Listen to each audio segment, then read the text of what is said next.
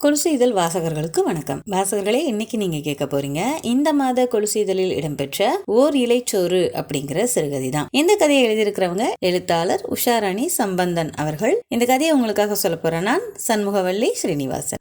நாளைக்கு 8:30 மணிக்கெல்லாம் வர சொல்லிட்டாரு வாத்தியாரு. பள்ளியில இருந்து வீட்டுக்குள்ள நுழையோமே புத்தக பைய சுழட்டிக்கிட்டே எட்டி குரல் கொடுத்தான் சரவணன். அதுக்கு ஏன்டா இந்த கத்துற? ஏன் சீக்கிரமே போகணும்? 9 மணிக்கு தானே போகணும் ஸ்கூலுக்கு. உனக்கு எத்தனை வாட்டி சொல்றது? நாளைக்கு சுற்றுலா போறோம்ல, அணைக்கட்டு முதல்ல பண்ண 2 இடம் போறோம். அதுக்கு இன்னும் காசு கொடுக்கணுமா வாத்தியாருக்கு? காசெல்லாம் கொடுத்தாச்சு ஆயா, நீ சோறு மட்டும் கட்டி கொடு. நாளைக்கு தயிர் சோறு போதுமா சாமி? நாளைக்கு நம்ம சாமி தோப்பு தெருவுல ஒரு புது வீடு குடுத்துனம் போறாங்க.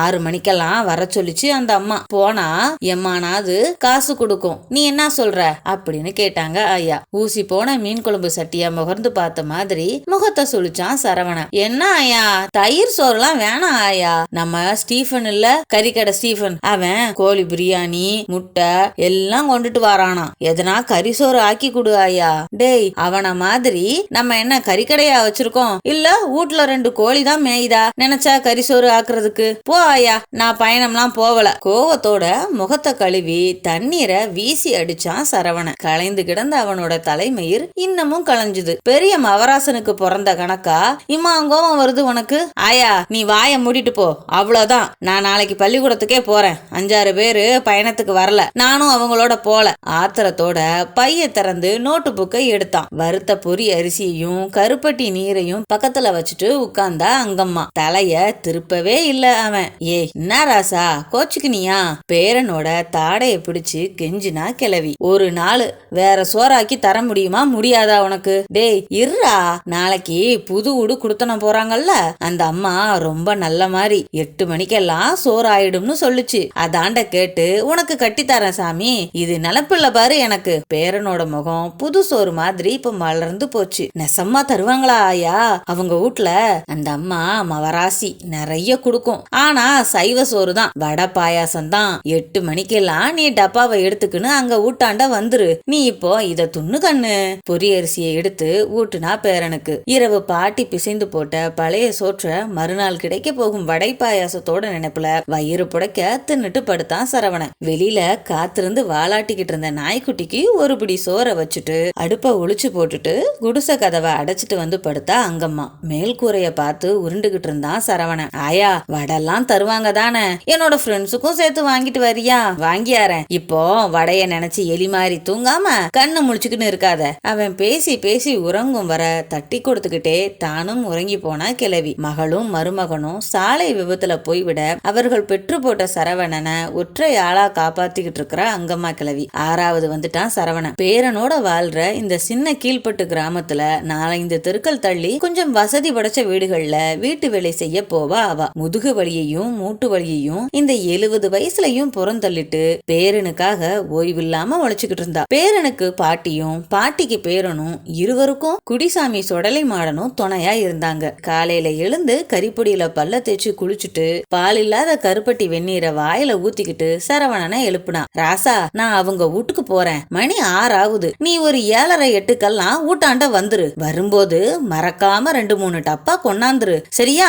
சரி ஆயா, நீ பாத்து போ அப்படின்னு சொல்லிட்டு திரும்ப படுத்தான் பேரன். குடிசாமி துருநாறு அகல் விளக்காண்டா வச்சிருக்கேன், மறக்காம அதை எடுத்து இட்டுக்குன்னு வா அப்படின்னு சொல்லிட்டு வாசல் படலை அடைச்சிட்டு வெளியே போனா கிளவி. புது வீடு நோக்கி வேகமா நடை போட்டா. அகரம் தெரு அடுத்து சாமி தோப்பு தெருவுல 4வது வீடு. பந்தல் உள்ள நுழையும் போதே நெய்மனம் வீசுச்சு. வாசல்ல செருப்புகளையும் வாழை மர தோரணத்தையும் தாண்டி பின்னால தோட்டம் பக்கம் போனா அங்கம்மா. பள்ளம் தோண்டி செங்கலை அடுக்கி கனண்டுகிட்டு இருந்தது அடுப்பு. சுத்தி இருந்த தட்டுகள்ல வெட்டப்பட்ட காய்கறி பல திணுசுகளும் வறுத்த முந்திரி பாதாம் திராட்சையும் வடக்கி அரைத்த மாவும் நல்லெண்ணெய் மிதக்கிற வத்தல் குழம்பும் முருங்கைக்காயும் தக்காளியும் கொதிச்சு நெய்மனம் பரப்பிக்கிட்டு இருந்த சாம்பாரும் வறுபட்டுக்கிட்டு இருந்த பொடி உருளைக்கிழங்கும் பொரிக்க தயாரா இருந்த அப்பளக்கட்டும் திருவப்பட்டுக்கிட்டு இருந்த இளம் தேங்காய்களும் தாம்பளத்துல கொட்டி சுட சுட வெட்டப்பட்ட அந்த வெண்ணிலா கேக்கும் பெரிய வெண்கல உருளியில சுருளும் பால் பாயாசமும் கிளவிக்கே நாக்குல எச்சில் ஊற வச்சிடுச்சு. பேரன் அதிர்ஷ்டக்காரன் தான் அப்படின்னு நினைச்சுக்கிட்டே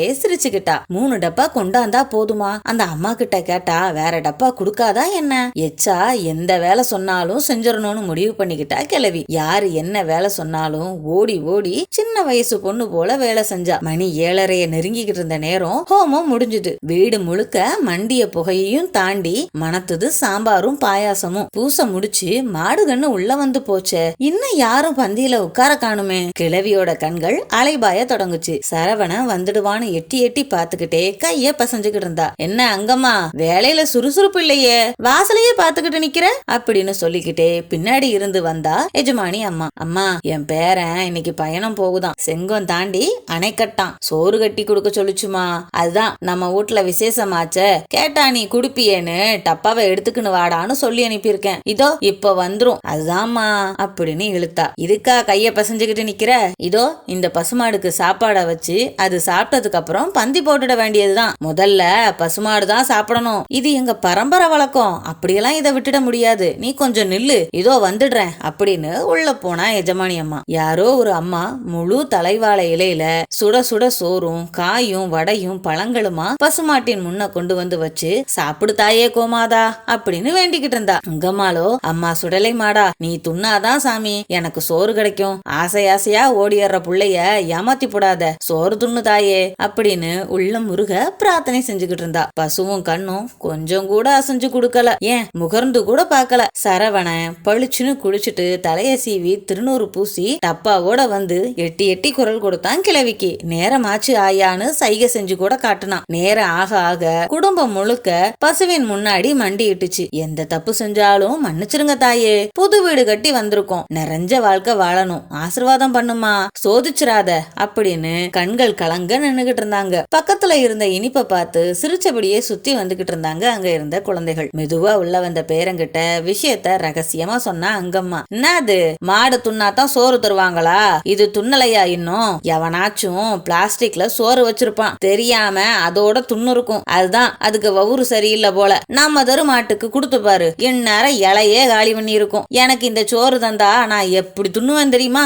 நாக்க சப்பு கொட்டிக்கிட்டே சொன்னா சரவணன். அங்கம்மாவின் கண்கள்ல கண்ணீர் வடிய ஆரம்பிச்சது. சும்மா இருந்த பேரனை வர சொல்லி ஆசை காட்டி ஏமாத்தின தன்னை ஜோட்டாலேயே அடிச்சுக்கணும்னு நினைச்சா. தனக்கே பசிக்காத அடைக்குது. இந்த பச்சை குழந்தைக்கு நினைக்கும் போதே அவளோட கண்கள் கலங்குச்சு. பாட்டி அழுகிறத பார்த்த சரவணன், ஆயா இதுக்கா அவுர, மாடு கூட துண்ணாத சோறு நமக்கு எதுக்கு ஆயா, எனக்கு என்னோட ஃப்ரெண்ட்ஸுங்க தருவானுங்க, நீ நிம்மதியா வீட்டுக்கு போ ஆயா, எனக்கு மணி ஆகுது. இப்படி சொன்னவனை பார்த்ததும் சுடலமாடான்னு கும்பிட்டா அங்கம்மா. ஆயா, நான் வரும்போது உனக்கு கோழி பிரியாணி எடுத்தாரன் சரியா, சொல்லிக்கிட்டே ஓட்டம் எடுத்தான் சரவணன். நண்பர்களே, இதுவரைக்கும் நீங்க கேட்டீங்க இந்த மாத கொலுசு இதழில் இடம்பெற்ற எழுத்தாளர் உஷாராணி சம்பந்தன் அவர்கள் எழுதிய ஓர் இலைச்சோறு என்ற சிறுகதை. மற்றும் ஒரு கதையில் உங்களை சந்திக்கும் வரை உங்களிடமிருந்து விடைபெறுவது சண்முகவள்ளி ஸ்ரீனிவாசன். இந்த வீடியோ பற்றிய கருத்துக்களை கமெண்ட் பண்ணுங்க, சேனலை மறக்காம சப்ஸ்கிரைப் பண்ணுங்க.